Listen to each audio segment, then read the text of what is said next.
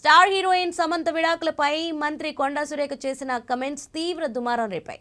ఈ సందర్భంగా గాయని చిన్మయి శ్రీపాద స్పందించారు. దురదృష్టవశాత్తు కొన్ని యూట్యూబ్ ఛానళ్లు, మీడియాకు చెందిన వ్యక్తులు పెట్టిన దారుణ వీడియోలు, పోస్టులు చూసా. తమ మైలేజ్ పెంచుకోవడంతో పాటు డబ్బు, క్లిప్స్, వ్యూస్ కోసం కొన్ని తెలుగు యూట్యూబ్ ఛానళ్లు సమంత పేరును ప్రముఖంగా ప్రస్తావిస్తున్నాయి. చివరికి ఏమైందంటే నెటిజన్ల దృష్టిని ఆకర్షించడానికి వీళ్ళందరికీ ఆమె పేరే కావాలి. మరో మార్గం లేదు.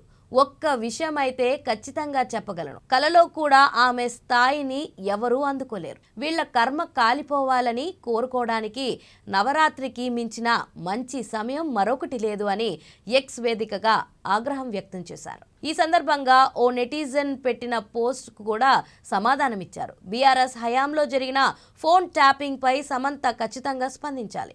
ఆమె ఫోన్ ట్యాపింగ్ జరిగింది వాస్తవమా కాదా చెప్పండి అని నెటిజన్ ప్రశ్నించగా అందుకు చిన్మయి స్పందిస్తూ ఆమె ఎవరికీ జవాబు చెప్పాల్సిన అవసరం లేదు.